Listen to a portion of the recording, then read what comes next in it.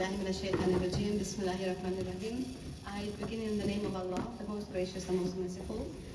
And can I just say how happy it makes me to be here. First of all, to be with people in real life, not on Zoom, that's what we have been doing for the last many, many years.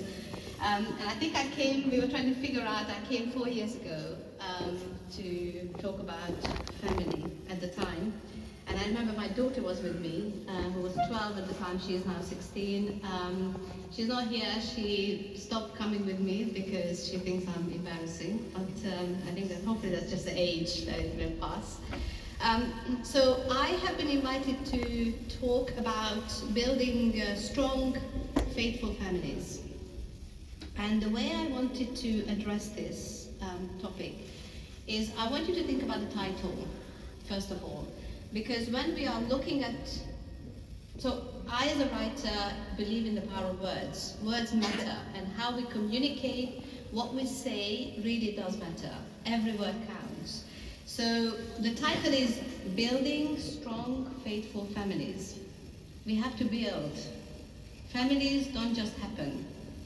Good families, functioning families don't just happen overnight. We have to build. We have to make an effort. We have to give time and commitment. Without building, there is no good family.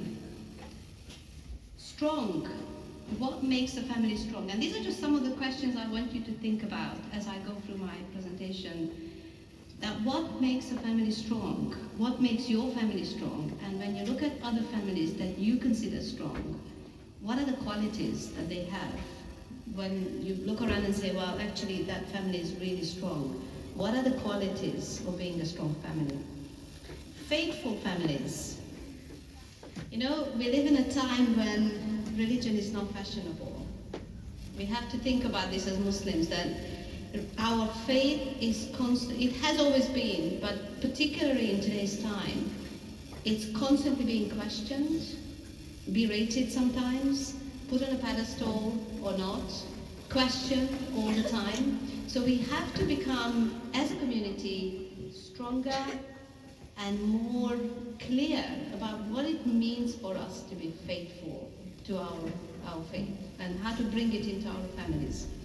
And the last part of it is families, because family as a structure is also disintegrating. So let's take a reality check and understand that. Again, families are less and less fashionable nowadays. Everyone wants to be individual. Everybody wants to live alone. Everybody wants to live with, different kinds of people. And we end up not understanding the importance of family. So I have been working with families and individuals for over 15 years. With my husband, we do see a lot of families in struggle, in difficulties, having lots of challenges. And one of the key things that we always take away from these conversations is that the two most important two words in this title of my talk is building and the importance of family. So my husband is Asian, so he's from Bangladeshi background, and I have one brother, very insular little family that I have come from. So I suddenly get married into an Asian family where there are 6 brothers and sisters, and I have all the in-laws and all the extended family. So for us as a family, we had to also learn how to build our own families, how to incorporate my background, his background, my likes, his likes, my dislikes, my challenges, his challenges, all of that. It's a very complicated process. So it's really important that we look at the challenges as an opportunity. And I'm one of those people when, I want to share this with you because I think it's probably very important. I didn't grow up with Islam. But when I was 22, was I 22? 22. I fell from a rock, from the mountains, and I hit my head. And I was in coma for 3 days. So when I woke up, all I could remember was this feeling of emptiness and wanting to understand why I'm still alive. I was in a terrible state. My parents didn't know what happened. somebody was holding my head. It was scary. So I was literally so close to dying. But something shifted in me in that moment. And two things came to me. One is I want to know why I'm alive. And second is the only people who are with me are my family. And it's proven time and time and again that it does not matter what we go through in life. The only people who will always be with you, whether they hate you or like you or love you or support you, is your family. And so the importance of family can never be underestimated. And the other thing we know from my work is that families are the people who test us the most, because these are the people who are closest to us. So families, it's a fascinating phenomenon actually to have a family, because you get everything in a family. You have the good, you have the bad, you have the ugly, you have the nice one, you have the challenging one, you've got everything. And it's like a mini society. So when you look around in your own home, the people in your family are exactly the people that you meet at work, outside. The characters are the same. There is the one who cheats. There is the one who wants to do something really amazing. There is the one who is ambitious. There's the one who is really good with money. There's somebody who's really bad with money. It's just like a mini society at home. But because we are so close to each other, we are family by blood or by marriage, we are so close to each other that it's very challenging. It's a very challenging situation. So I wanted to look at this topic as family and what we can do to be more conscious and more aware of how we build. Now, this by no means is that my family is perfect and we have all figured it out and we've got everything perfectly done. It's not. We still have a lot of work to do. But I want you to also conceive with the fact that this work of building families should never stop. We don't build families just because we get married. We keep building until we die, because that's what the work is.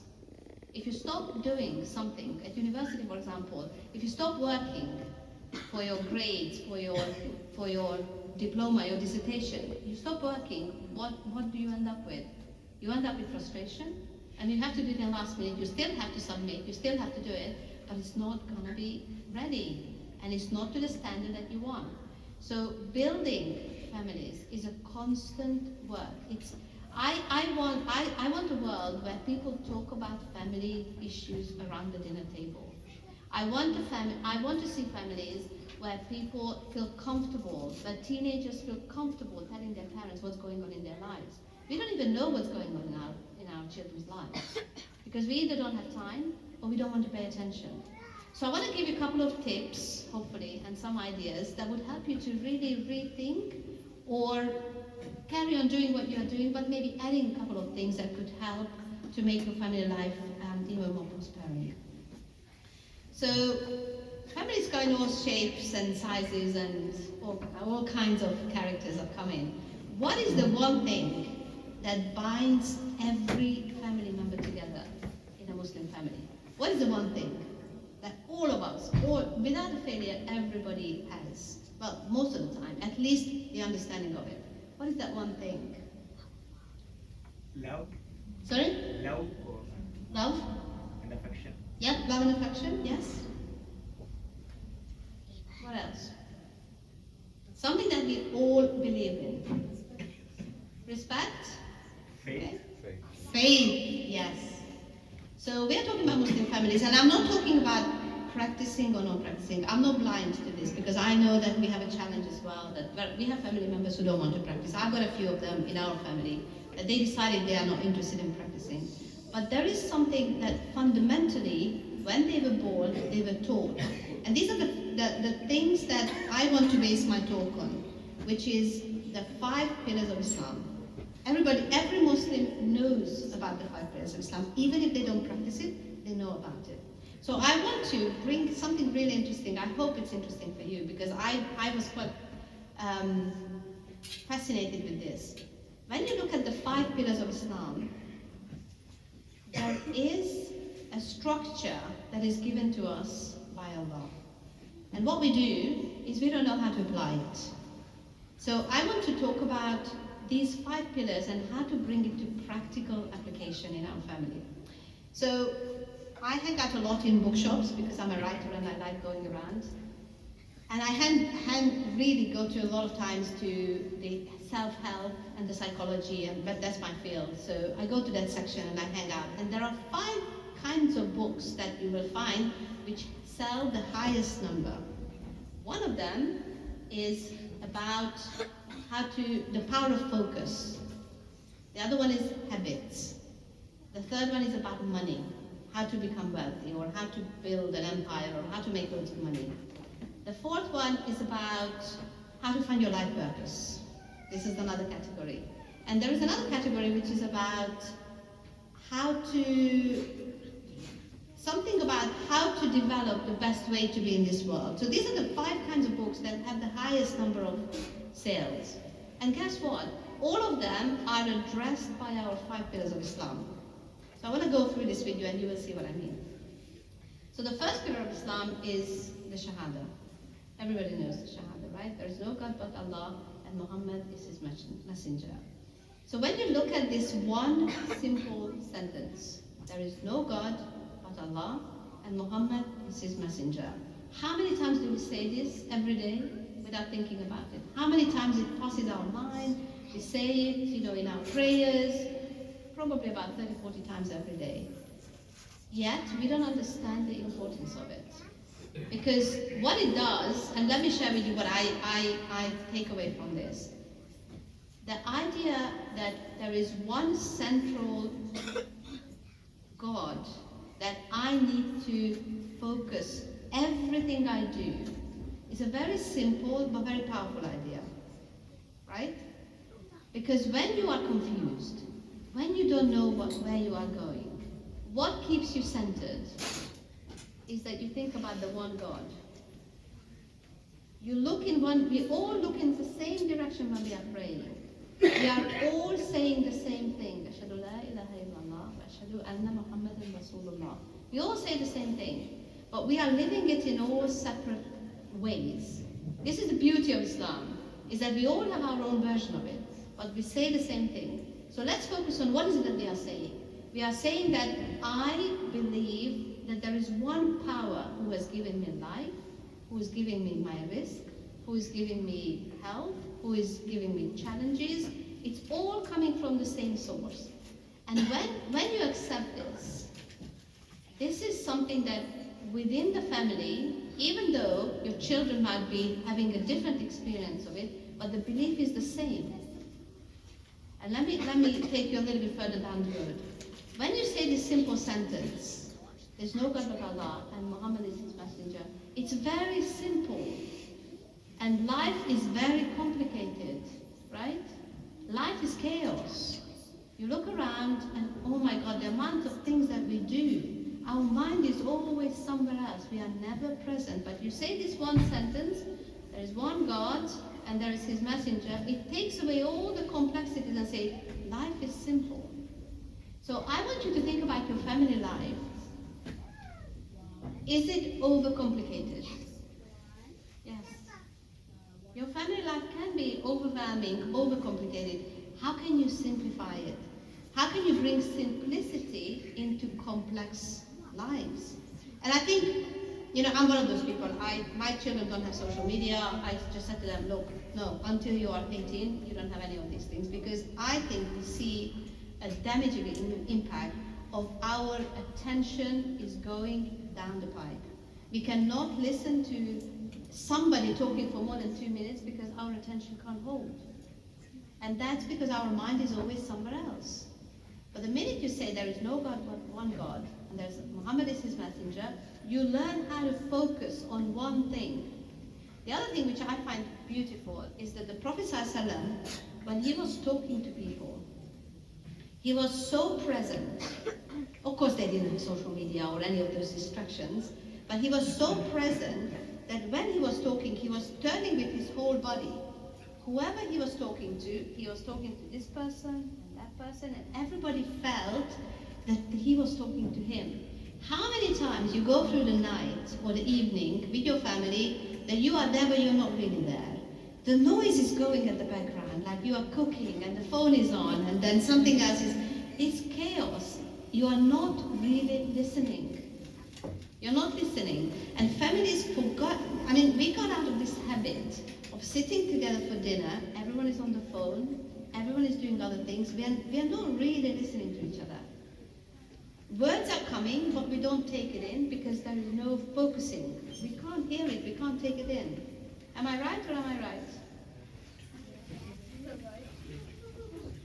At least in my house, we had to do this because I know it's so much easier to say, well, let me just finish this one text, just one more phone call, one more, and the dinner time is over. Kids go, and I want to address this because young people, particularly, they feel the impact of this. Because you know what, when you are not listening to them, they don't think it's important what they are saying. So they will talk to their friends, but they will not talk to you. I did this with my daughter. I did a little experiment. So one week, every time she was talking to me, I stopped everything and I was looking at her right in the eye. I said, okay, I'm really listening. I didn't tell her I'm doing this. And after 1 week, she started telling me all the things that it doesn't, kids, they come home from school, how was school? Fine. That's all they do, right? They're not really like telling you. But for 1 week, all I was doing is I was listening to my daughter, whatever little stuff she was telling me about this, her bag, or the school, or whatever. After 1 week, she really started telling me things honestly. I didn't even have to ask. Because this is the power of listening. This is the power of you focusing and you're mindful and you know that you want to hear what your children are saying. And children, or young people, sorry, not children, but children as well. Do the same with your parents. When they are talking to you, listen to them. I know it feels like it's not coming over your head and you don't want to listen, but just really listen to the words, take in the words. Because it's an art that we have lost. And I believe it's something to do with busy lives, but life is busy, we don't have to go crazy, because life is crazy. We have the power of stopping. So how else can we bring it into practical use? One of the things that families do together is that when you feel you have a big family challenge, you are confused, I want to give you one question that I think is really, really helpful to put everything in perspective. When you don't know which way you want to go, when you need to make a decision, you're not clear, when you have a challenge, you don't know how to deal with your children, you don't know what to do with in-laws, you don't know what to do with your brother-in-law because he has been nasty. Ask this one question: what would God want me to do? What would Allah want me to do? It's automatically, it's going to put you in the place of you don't want to talk, ugly language. You don't want to take revenge. You don't want to behave in an un-Islamic way. You behave in the way that Allah wants us to behave. And that's a very difficult skill, but it's an essential skill. Because when you are having an argument with your husband, I'm telling you, when you have an argument with your husband and your wife, and you want to say the worst thing, like you really want to hurt them, you want to say something nasty, just ask yourself, what would Allah want me to say? It puts things into a different perspective. Does it make sense of what I'm saying? Okay, I'm not sure if you are with me, but let's hope you are. Okay, second thing. What's the second pillar of Islam? Salah is the prayer. So prayer is an amazing thing. I study neuroscience, so I love learning about the brain and habits and all of that, and emotions and that kind of stuff. There is something about prayers that I think we miss as Muslims, and that is that prayer in the Quran is always mentioned as establish your prayer. It doesn't say go and pray, right? It says establish your prayer. What is the difference between go and pray and establish your prayer? Establishing is build up a habit and do it even if you miss it. The Prophet ﷺ used to say that if you don't feel like praying, still pray 2 rak'ah. Why did he say that? Because building the habit of prayer requires work. So when you have children and you want to teach them how to pray, I've seen so many families, and it breaks my heart.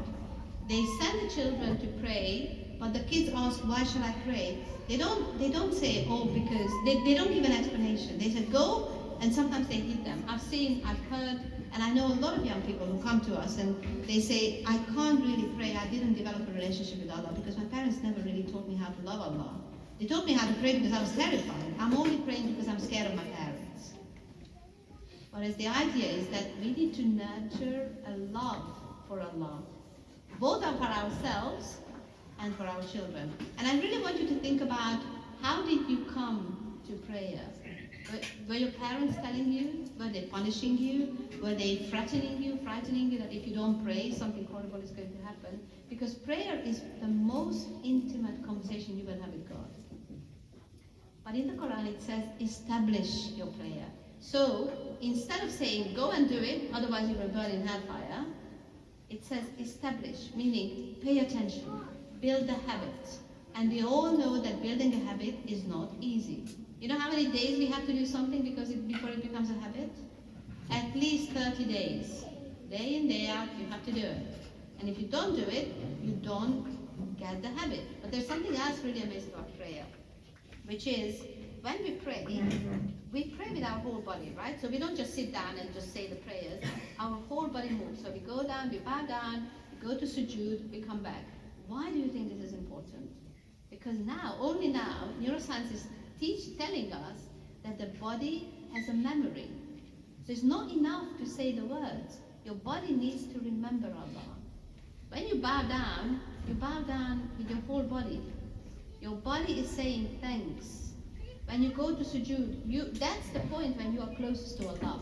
So you are training your body, not just doing the prayer for the sake of it, but you are training your body to remember the presence of Allah in your life. And if you do this consistently, after a while, your body will start missing prayer. Have you ever had that feeling that it's prayer time and you know something is missing? Or your day goes and you realize, I haven't prayed, or I've missed one prayer. Because your body misses it. Now, why is it important in families? It's because when you pray together, you are helping each other to remember. And you are also helping each other to be together. You know the English saying is, families who pray together, they stay together. It's a connecting point. It's a place where you connect on a much higher level. And I always, I can't really say it because it's gonna fall off. I always think of it as a triangle. In a triangle, one part of the triangle is me, the other part of the triangle is another human being or other human beings. But on the top of the triangle for both of us is God. The triangle doesn't make sense without having the top. And we always place God in the top. So when we have a conflict, or when we have family issues that we don't know how to solve, we only look at each other. We don't think about God. But we need to get out of our own head and look at, what would God ask us to do? Because in Islam, the important thing is, it's all well and good when we are okay with God. If you are not okay with human beings, you are not manifesting good faith. And I've seen far too many families where they do all the prayers on time, but they talk to each other in a horrible language. They are not respectful. They are not kind to each other. They are not supporting each other. They are not helping each other. What they do is they bicker, they cheat, they do things that they shouldn't be doing. They gossip, they go behind each other's back. That's not God in the center of your life. In Islam, when I became a Muslim, I didn't understand how complex and how beautiful Islam is as a way of being. It's not just, the things that are making Islam amazing. It is as well, because obviously I woke up from coma and I thought, I need to find my purpose. And then I started learning Arabic, I started going to the mosque, the local mosque, then I became a Muslim, and slowly started to open up for me. But only when you have family you realize how complex Islam is as a system. It's giving you a framework, but it's also giving you all the details. Our framework is God. And we need to fill up the details. Every family is different. The kind of food we eat, the kind of clothes we wear, the kind of educational materials we use is all different. But our central focal point is God. And we have to establish a habit in our families to bring God into the conversation. Both my kids are in secondary school now, but I homeschooled them when they were young. And one of the reasons why I homeschooled them is because I wanted them to learn the foundations of Islam at home. So until the age of 11, we were traveling, we were doing lots of different things. We lived in Spain for a couple of years, and I wanted them to understand who they are as Muslims. I wanted them to come to Friday prayers. I wanted them to feel a connection with Jummah prayer itself, the things that they wouldn't get at school. And I appreciate it's not for everybody, but I believe that if children are given the right framework at home, and you have conversations, you build a kind of confidence with each other that later on they will come to you and they will ask your help, not go somewhere else. Does it make sense? So, the idea of praying together is that you are showing and modeling a commitment to God, but also you are showing a commitment to each other. You are showing a commitment that I understand that I need to keep God as the center of my life, but I can't just focus on that. I need to focus on human beings. I need to be good. And why is it that we find it so difficult to be, I know some people who would come and say, it's so easy for me to be nice to my colleagues, but it's really hard to be nice to my wife or my husband, or why is it so difficult to be nice to our family members?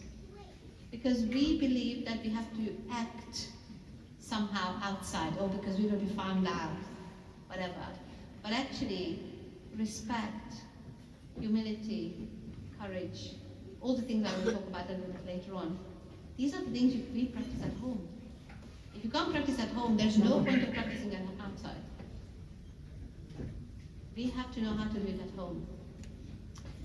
Number 3, and this is one of the third pillar of Islam is zakat. And what this brings up for me, it's a really relevant and a very, very important part of the conversation when it comes to families. Zakat is all about our relationship with money and wealth and power. And unfortunately, the reason why I bring this, unfortunately, this has become an obstacle because families are chasing money sometimes, and they are too busy. Oh, I'm working, I'm doing this, I'm doing that. And I have a favorite quote that I love. Some people are so poor, all they have is money. A good family life does not depend on how much money you have.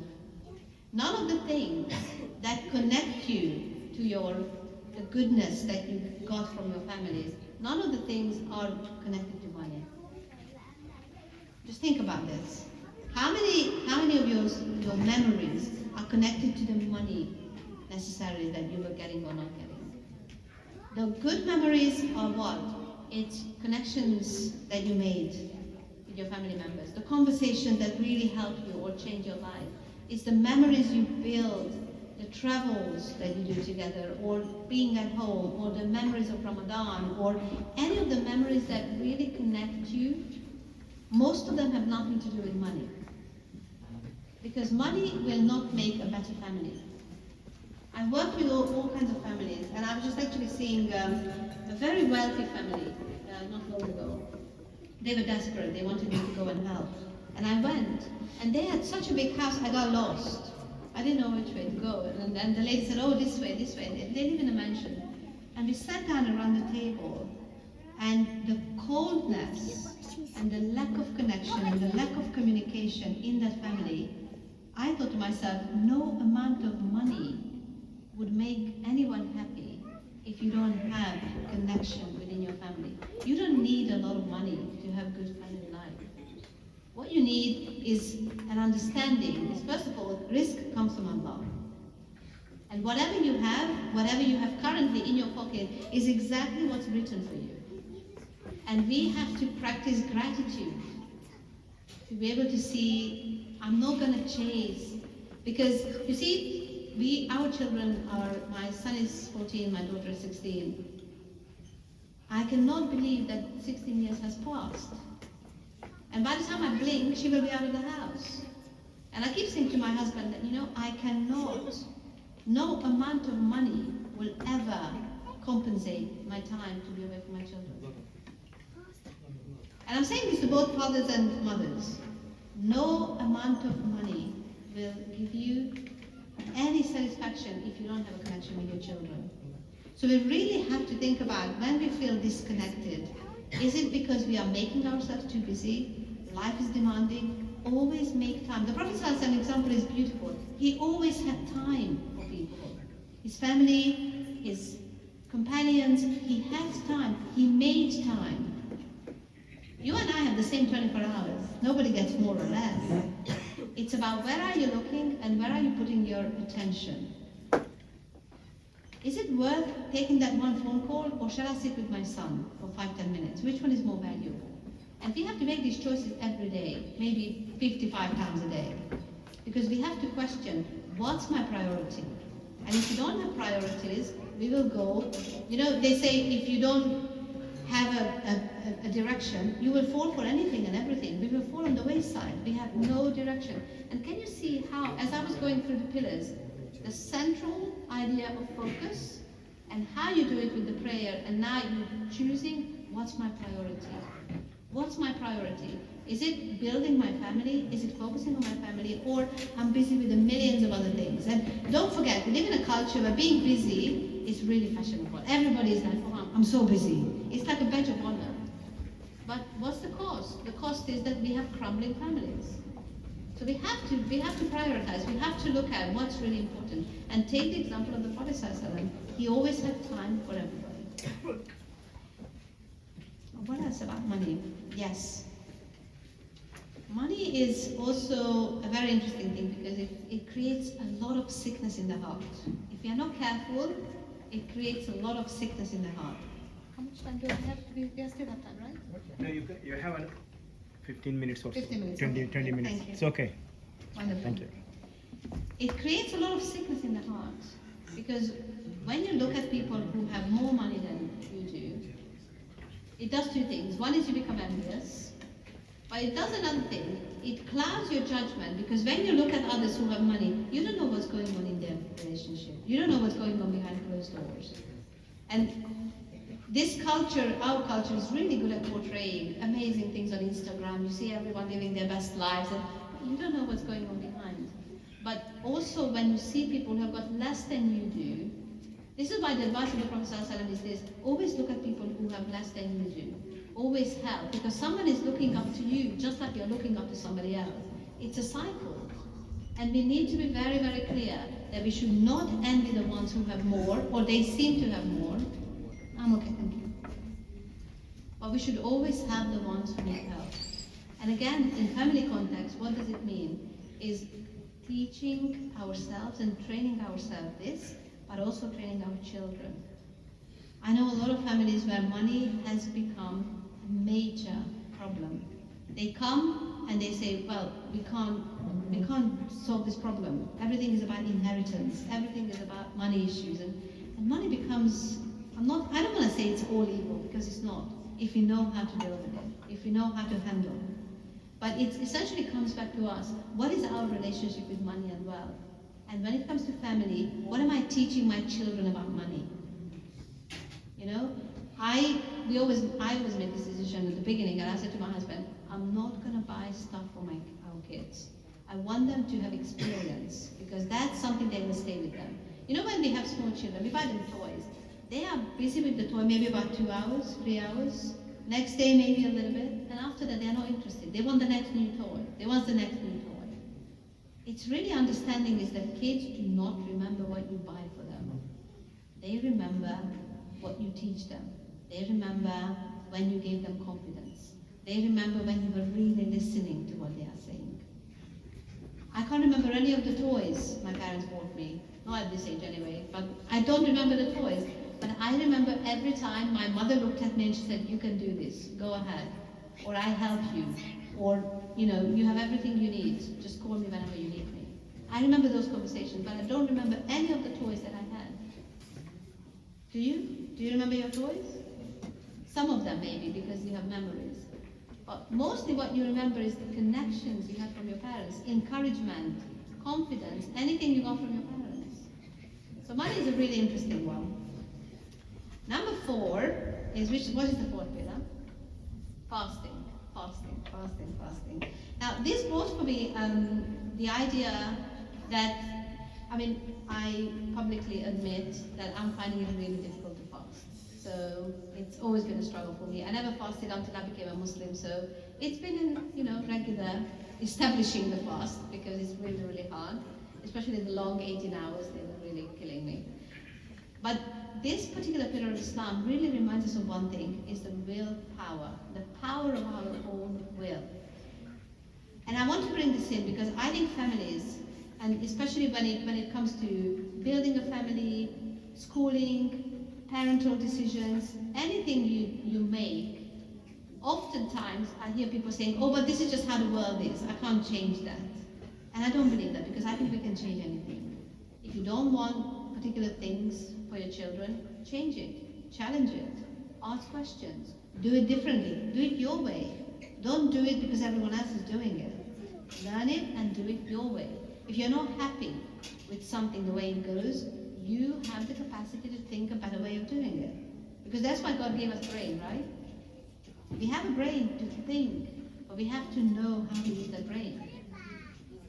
And one of the most amazing things about this is that in our heart, we always know what the right thing is. But our brain usually talks us out of it. Oh, no, I can't do this, or it's not possible, or, I know families who want to go abroad, they want to live abroad because this is what they think is the best for their children. And after hours and weeks of conversation, they decide, oh, we are not going anywhere because it's just too hard, it's too difficult. So instead of following something that feels right, we think about what looks right. And we have to learn how to listen to something that's important. And I think Islam is one of the things that we can never give up on. And maybe it's a little bit controversial, but I say this to people all the time.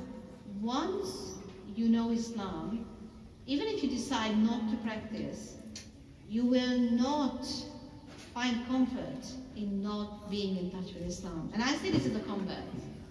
And I have a lot of friends who are converts as well, and they left Islam because they don't want to do it. But they keep coming back and say, I'm finding it, I know I am sinning, it's hard for me to be a Muslim, I still miss my Muslim life.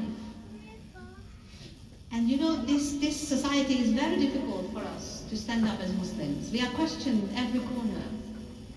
But if you don't stand up, what's going to happen to Islam in this country, in Europe? What's going to happen to the next generation?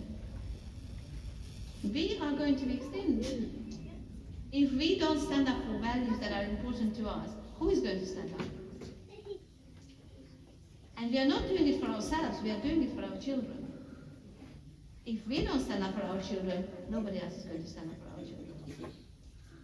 And I think it's a really important point to emphasize that if you want Islam to be powerful and relevant in society today and going forward, we need to up our game.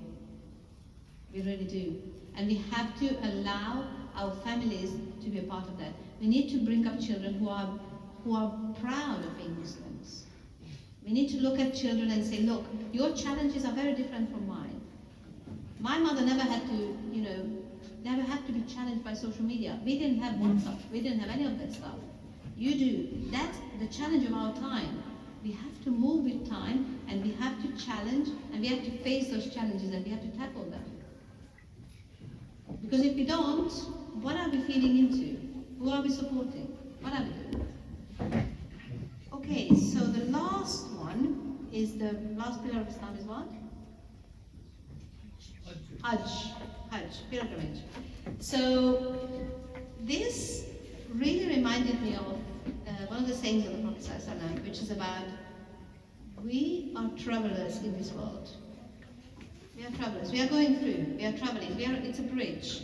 So between the previous life and our hereafter, this life is a bridge. Don't build anything on it.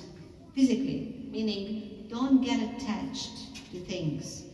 Go through this life as a journey. Travel light.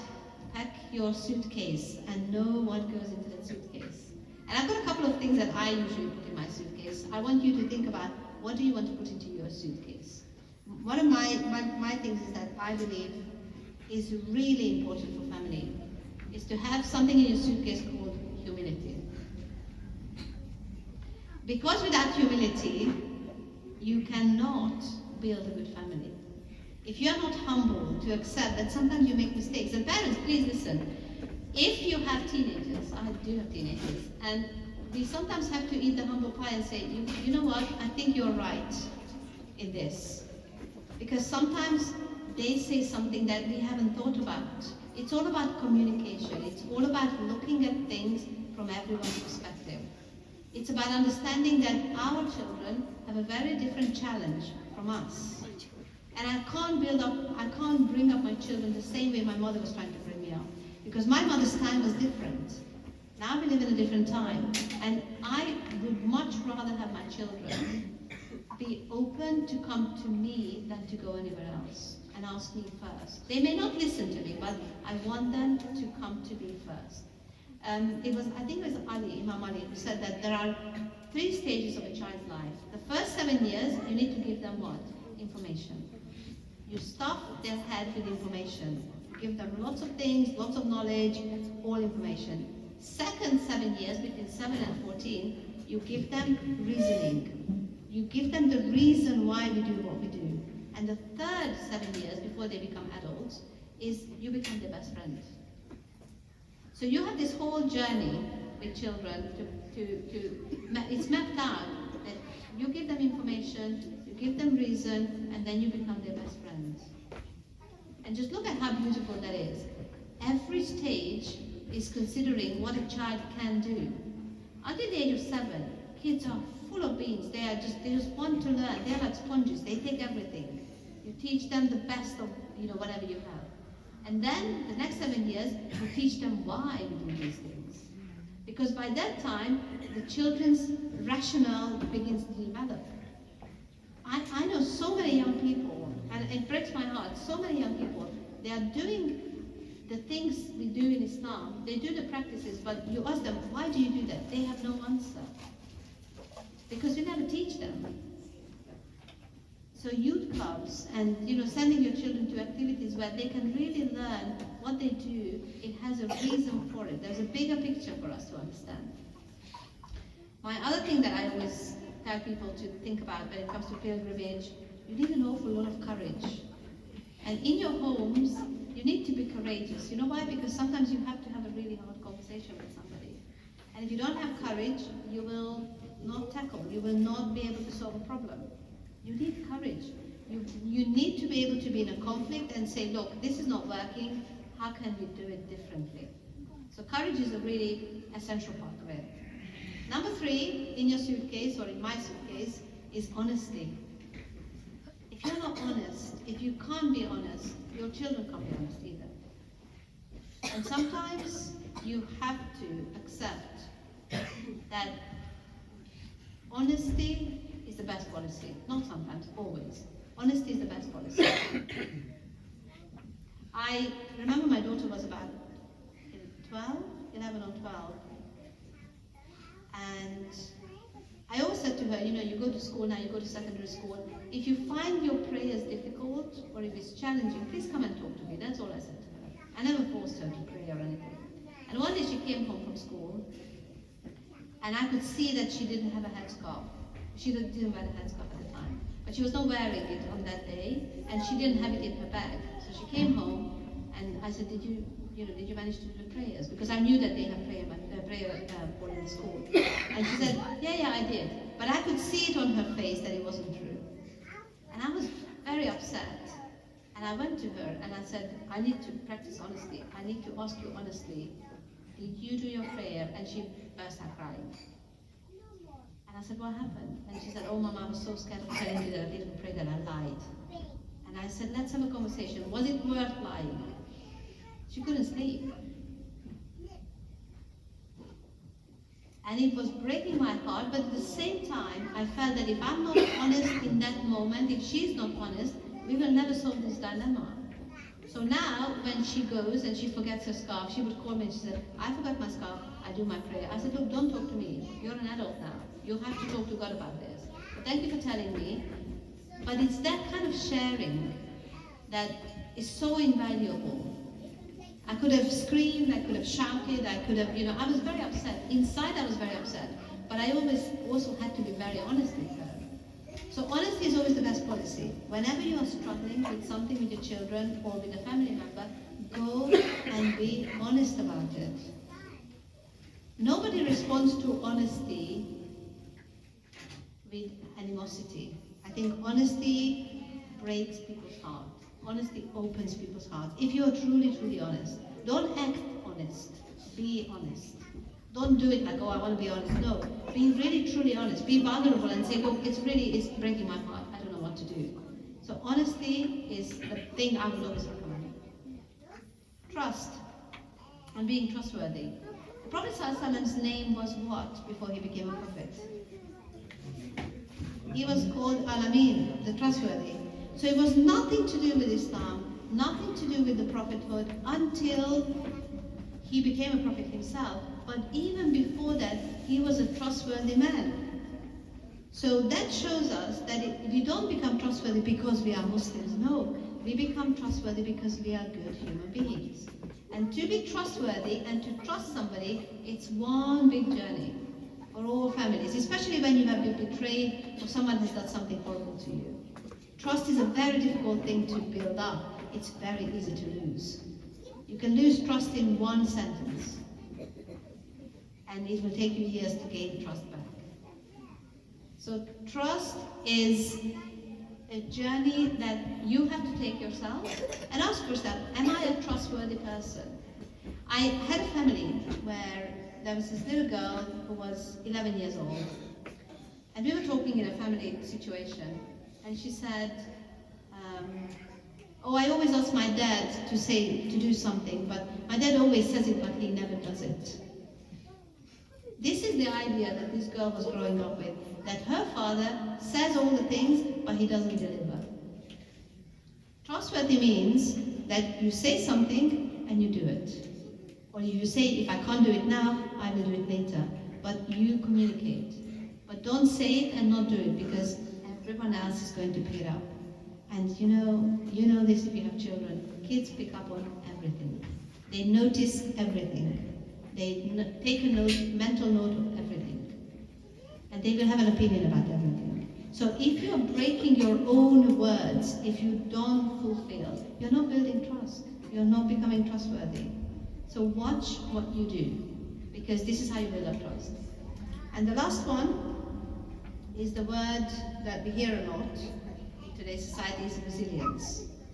Because family is the place where you will be pushed to your limit by your husband, by your wife, by your in-laws, by your children. You will be pushed to the limit. Do you want to throw in the towel and leave? No. Because that's not what we do. It's we work on the issues that we need to work on, we communicate. And if you have done everything in your power, you give it over to Allah and you say to Allah, Allah, take over, I can't do anymore. But until then, we have a lot of work to do, and we need a lot of resilience for that. We don't give up so easily. I mean, I've seen so many young couples, they get married, and within a couple of months, they complain, oh, this doesn't work, that doesn't work, we might just get divorced. Yes, it's very easy to get divorced, very easy. Go to the court, wait out your time, get the paperwork, done. But then what? You get married again, and you will have the same problem, or worse. Because it's not, you haven't done the work that's required to keep a relationship healthy and going. So I think I'm going to stop. You can continue, there is no, another 10 minutes? Okay. Yeah, fine. Okay, so I was wondering, maybe if I can take a couple of questions. Yeah, actually. that's fine. So what are you making of all of this, what I'm saying? Do you have any questions, any comments, anything that you want to know a little bit more about? Anybody? No. No questions? Yeah, I do that. That's very good.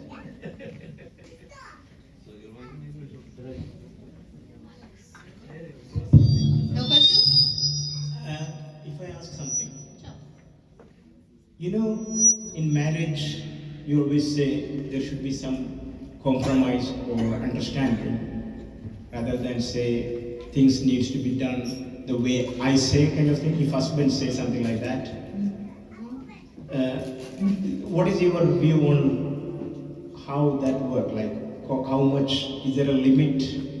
To compromise? Yeah, I mean, is there something like, that should be there, or for the strength of the marriage, should both of them to be compromising on things, or when husband says something, that should be always taken into account, kind of thing? Okay. You know what I mean? So, Yes. So, I approach it from a different angle. I believe that a relationship, a good relationship, is built on two people's strengths, not on two people's weaknesses. So when you have a situation when you get married, you come from two different worlds, right? You come from two different backgrounds, you've got different, ideas, and you need to start moving closer together. You as a husband, you come with the understanding of how you grew up. What you saw from your family, how your mom and dad were communicating, that's what you take on. And your wife is doing the same thing. Your wife is coming from a different background, their dynamics was very different. Actually, psychologically there's an interesting phenomena here. When two people are arguing, the husband and wife are arguing, it's actually 6 people arguing, because they have their mom and dad and your mom and dad. Because the ideas that we grew up with, it's playing in our mind. So the first and most important thing is we need to understand is that who am I as a person, and when I demand something, am I demanding because my father was demanding? That's number one. Secondly, when I'm in control, or when I'm trying to control, is it because I saw control in my family play out the same way, or I didn't like the way it was and I want to do it differently? And these are very interesting conversations, because when you sit down with your spouse, you sit down and you start thinking, I don't like this about you, or I have to do this, I have to do that. Why not start thinking, this is my strength? If decision making is your strength, you delegate yourself to be the decision maker. If education is your strength, you say, I'm going to be responsible for the education of children. If money making is your strength, one of you has to take a lead. However, what happens is that there's always one area where the husband demands and the wife doesn't, or the other way around. And I look at marriage as almost like a constant conversation. But instead of focusing on what's not working, what is my strength, and I take a lead on that. Which means if I take a lead on this, my spouse has to listen to me, because this is something I know. So I'll give you an example. My husband is, my husband, he's a very kind of, strong, but he said to me one day, I don't want to take on the kids' education because I'm not good at this. I want you to take a lead on this. So after that, anything that had to be decided about the children, I took a lead on that. It's not because he told me to do it, it's because he recognized that I'm better at something than he is. Whereas on the other hand, he's much better at conflict, for example. So when there's a family conflict, I say to him, you go and deal with that, because I can't, you can do it. So I think we need to start changing the language. Like, I'm telling you something to do, or you are telling me something to do. It's a very threatening language. It makes people feel like, oh, but someone is forcing me to do something. Let's talk in a different language. I'm good at this. Can we agree that I will be taking the lead on this? And you are good at that. Can we agree that you will be the caretaker of that? Because that softens the language. And I always use the example of the Prophet ﷺ. I don't think ever we have an example of his life when, explicitly, he would say, this is how it is, and I'm not listening to anybody. No, he was always in consultation. He was in dialogue. He was in conversation with people. So his mind wasn't about, I need to tell people what to do. Even with the Muslims, when he was converting people, he was not converting them by telling them, you have to become a Muslim. He said, I need to meet every person where they are. So, what does it mean in family context? There are some women, and I'm one of them, that's why I know, if you tell me what to do, I will fight. But if you say, you're really good at this, I will be very happy to deliver. But this is where we have to work with each other's nature. Some people don't like being told what to do. And equally, some husbands, they don't like to be told. They want to have this in a different way. They want to listen in a different language. And I think we need, in marriage, we need to learn a different language. I don't think there is a limit in compromise in relationship. You will start compromising the minute you get married, and you will compromise all the way. And it's compromise, but not in a way that you feel you are giving up on your values. You have to talk about what's important to you, but not giving up, but you find a middle way. So if you're, like in our house, when I want the wall to be painted white, my husband says it has to be black, we end up with grey. Because he doesn't want mine, I don't want his, we need to find a third solution. And this is one thing I say to couples all the time, find a third solution. If your version doesn't work, his or her version doesn't work, what's the third solution that satisfies both of you? But also be mindful of the language, of how you say things, because some people just really get, it's like Aisha, the Prophet's wife. Aisha never liked to be told. She was a feisty woman. She didn't like when she was told, like, do this, do that. She was doing it her own way. But the Prophet ﷺ, he used to have a language with her. It was very soft, very gentle. He approached her in a completely different way than any other of his wives, because he knew how to speak the language of Aisha. And I think that's something we learn over time, that we need to know the language of our spouse. We need to understand what would make that person be the best as opposed to the worst. Does it make sense? Thank you. Yeah, that's great. Anyone else? Question? I can see some people nodding, so it must have addressed something. Yes, there's a question here. You want to come? With the mic.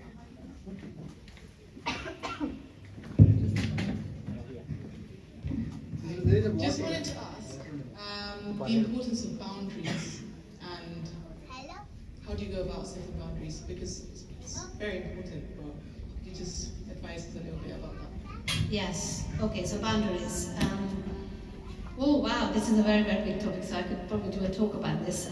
So boundaries are one of the things that I think in extended families is more of an issue, but also within, family unit, it can become an issue. So what are boundaries? Boundaries are very simple, and I just give you a very simple explanation or the definition of it. Boundaries are when you put your hands out and you say, this is not okay with me. This is very simple. It's very easy to say that, but it's very difficult to practice. Because what happens is that you put your hand out, and literally I do this sometimes with my trainings, is that put your hand out and say, this is not okay with me. You're not frightening anybody, but you're protecting something that's important to you. So this is not okay with me, and the other person starts pushing, and you feel like, oh my God, they're just coming on you. They're doing things that you don't like. So reinforcing boundaries is hard. Stating boundaries, I think it's easier. To say, look, I don't like this. How can we do it differently? But the people will come, and the basic example is that, when we have little children, we say to them, okay, let's sit down, I need to do some work, or I need to cook, or I need to do something. And they keep coming. We are trying to pray, they're pulling your trousers, they're doing all sorts of things. And it takes a bit of time for children to get accustomed to the idea that I'm not going to give you attention for this because I'm focusing on something else. And boundaries are exactly the same. Somebody is doing something or encroaching on your time or asking you to do something in a most inappropriate way, or, I know also families like sister-in-laws and daughter-in-laws, they come into the room without knocking and all those things. These things happen. When you say, this is not okay with me, it's easy. But what do you do when they still go? What we usually do is humanly, we give up saying, oh, it's not okay. We have to keep saying it's not okay until people get it. Because people don't cross boundaries because they are bad people. They cross it because we allow them to. So I want to focus that boundary is about us being able to state it. It's not about other people. People are not bad. When they cross boundaries, it's not because they want to hurt us. They cross it because they are not used to boundaries. And sometimes we have to educate them. Look, for me, this is a no-no. I don't like this. I don't want you to do this. And the hardest part of it is to continuously doing it until the other person understands that, you know what, this is really not working. So then they will stop doing it. So it's a kind of reverse psychology. You keep stating it, they will keep pushing, but you will keep push back. And it's a really interesting exercise you can actually do. If it's hard for you, you physically imagine if someone is doing something, you physically put your hand out just for yourself to practice, to say, this is not okay for me. I don't feel comfortable or I don't like it. and you keep doing it. And when it happens in real life, you keep doing it in your mind until you are able to say confidently and comfortably, it's not okay with me, and I'm happy to go into conflict with you because it's really not happening. Does it give you an answer? But I think the really important part is that boundaries are not broken because people are bad. Boundaries are broken because we need to learn how to set them. I don't know about you, but I never learned how to set boundaries. You know, we do things to our children. I remember my daughter, her uncle came over. This is the brother of my husband. And he really wanted to hug her, and she was 7 years old. And she said, Mom, I don't want to hug him. And my husband said, oh, come on, it's just uncle. And I said, no, let her make a decision about who is hugging her, because if she's feeling uncomfortable, why are we forcing it on her? Second, we give broccoli to children. They hate broccoli. But we keep saying, eat broccoli, it's good for you. They don't like it. So that's a boundary issue, that if they don't like it, don't force them. Give them other ways of liking something. If you're worried about not getting greens, or give them other vegetable. But let's not force things, because with that, I know it's a trivial example, but this is how we teach children not to take their boundaries seriously. My daughter was 7 when she said, I don't want to hug another man. She didn't have any problem with her uncle. She loved her uncle. But the uncle was overwhelming, and oh, I want to kiss you. And my daughter said, look, I'm 7, I don't want to be kissing a man. So, and why are we not respecting boundaries that children are naturally very good at? We need to, this is a process.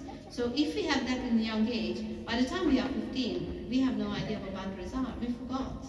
Because a lot of things are forced on us. So we have to be very careful, especially, children are so good. They always tell us that your children are probably, all of you have children, kids are very intuitive. You go to a place, and if something doesn't feel right, they will tell you. And we need to listen to them, like kids feel before they can articulate. And we need to listen to them, like when there's a danger, kids would feel it. And they will tell you, like, oh, Mom, something doesn't feel right. And that's a really, really good indication that they know boundaries by nature. But then we forgot because we just force broccoli on them. So, anything else? Any other questions? A couple of questions here. Yeah. Ladies?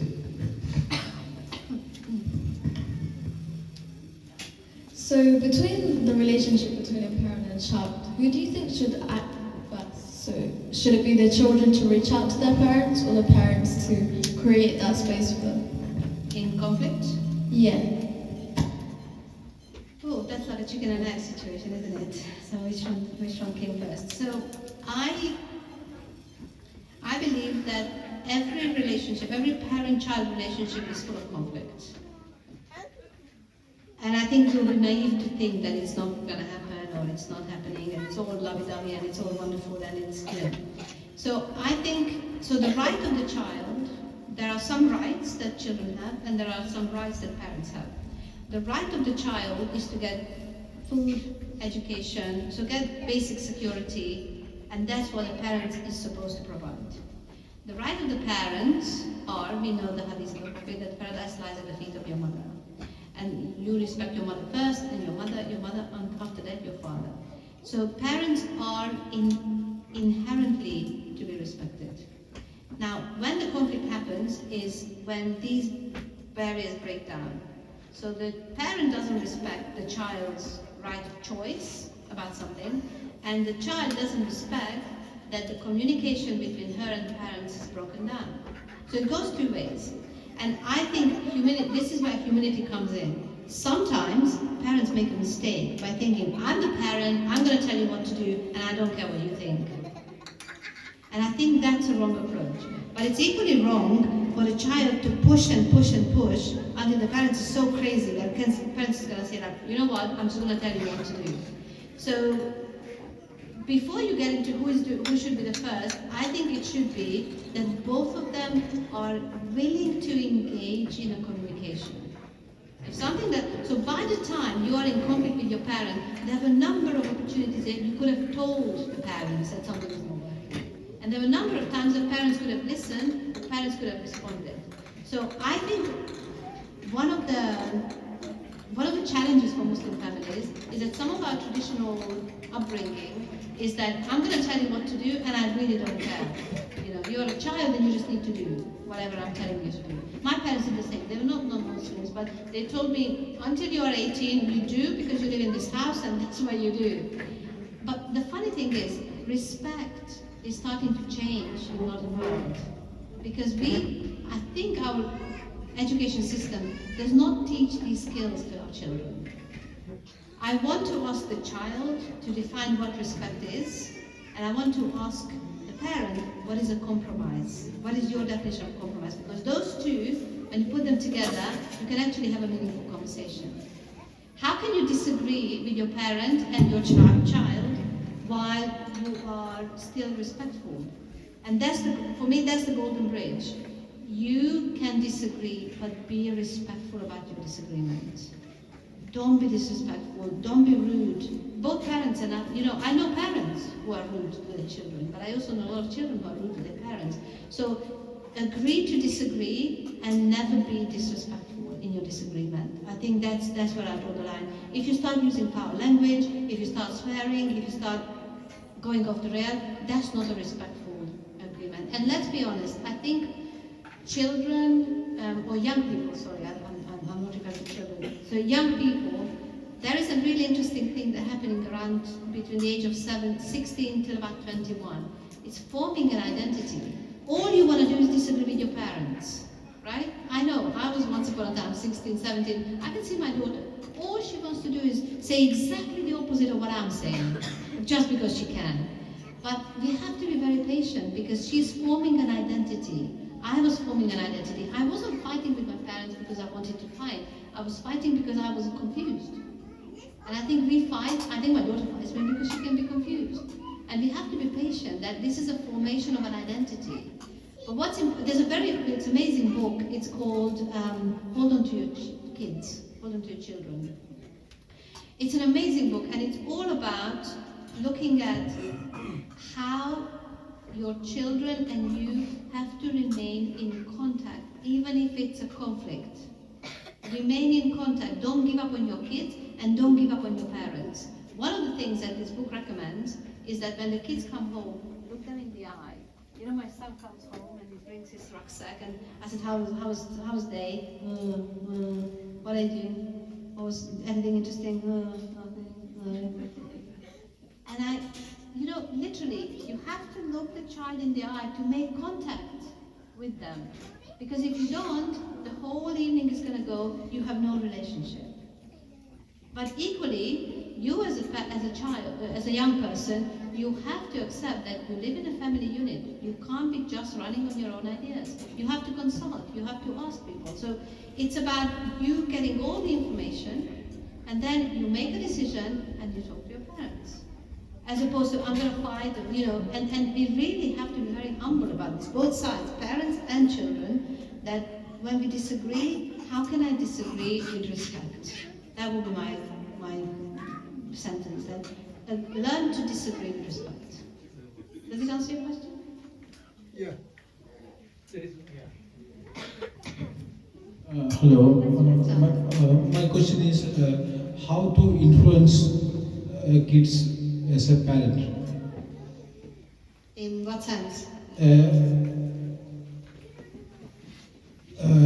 Like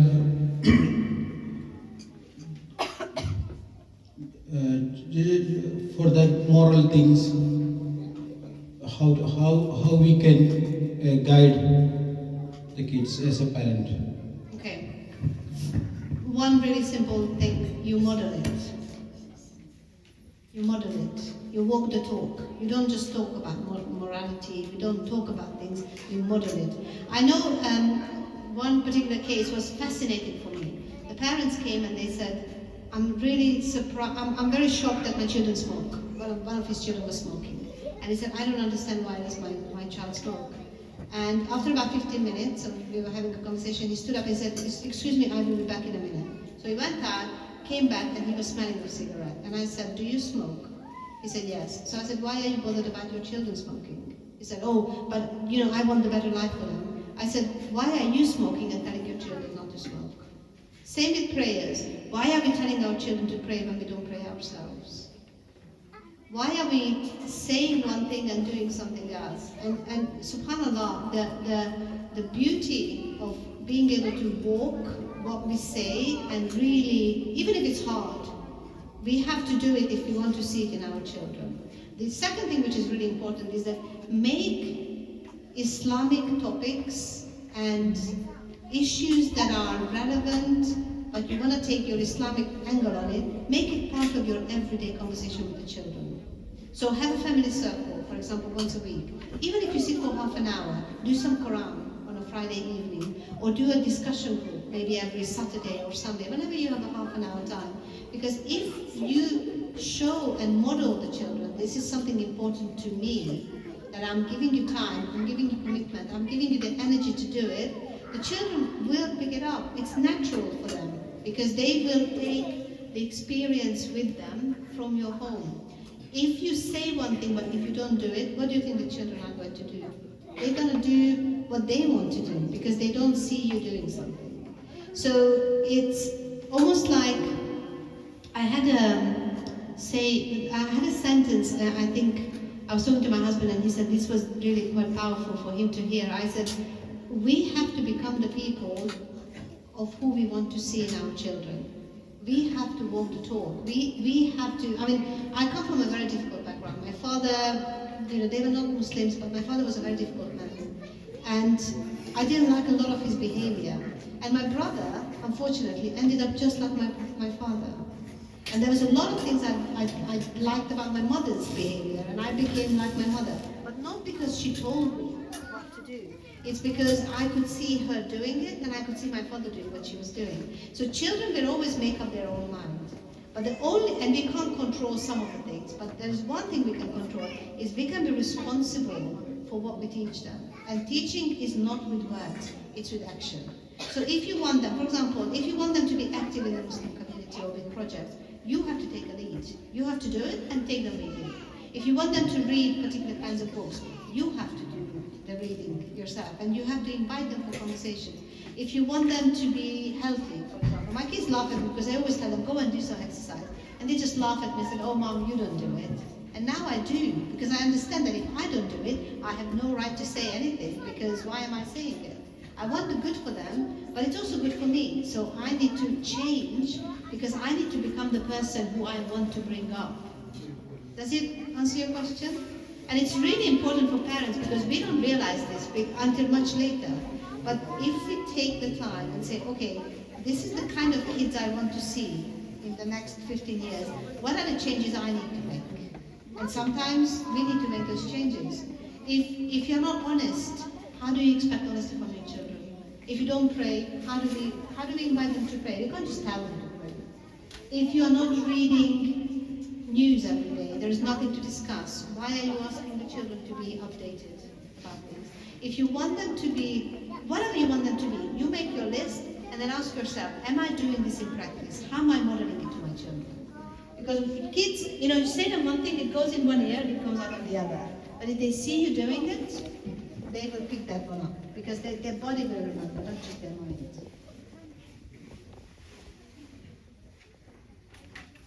Anybody here?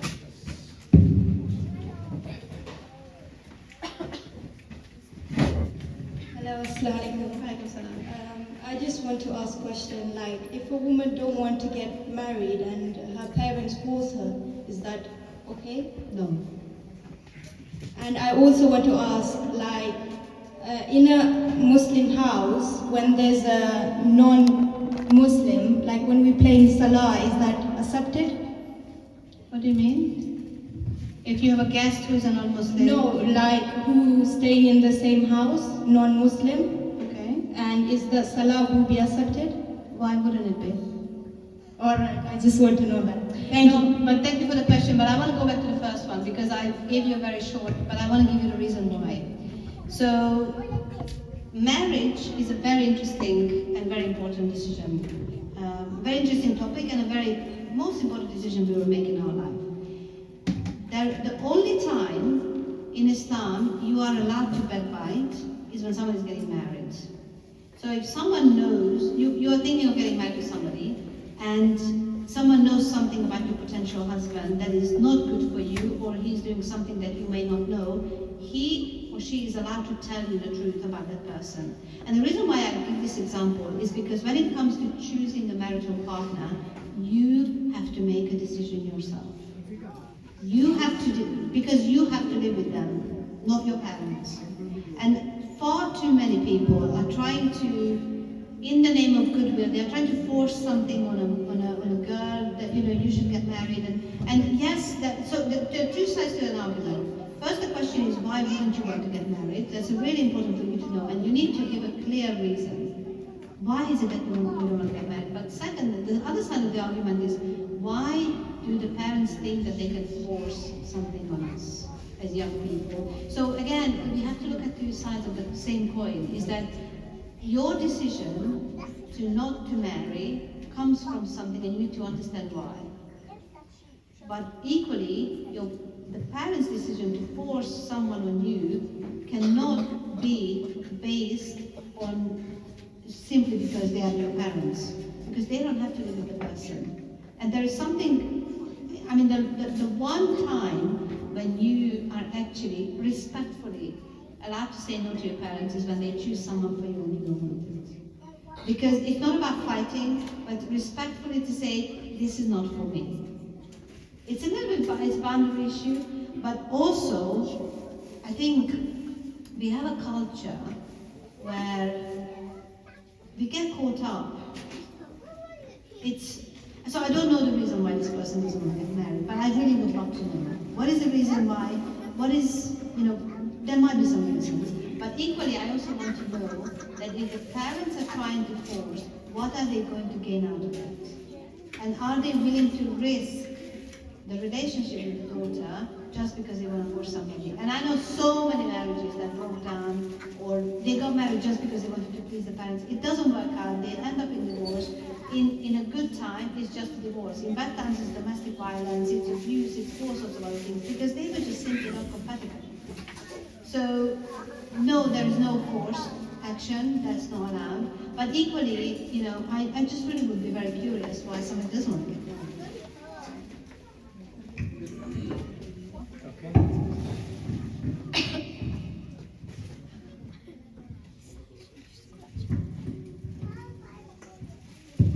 I think that's it. Thank you.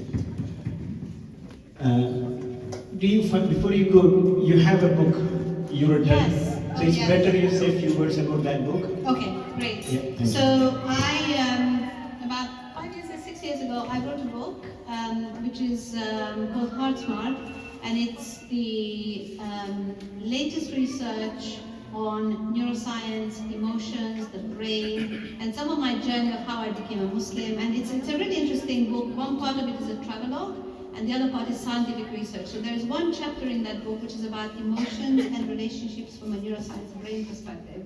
So I bought a box. If anyone is interested, I'm selling it. I don't have a card machine, so I can only take cash, but I'm selling it for $7.99. So if anyone is interested, I'm happy to sign for you, and we'll be happy if you can buy a copy. So thank you so much. Lovely to see you.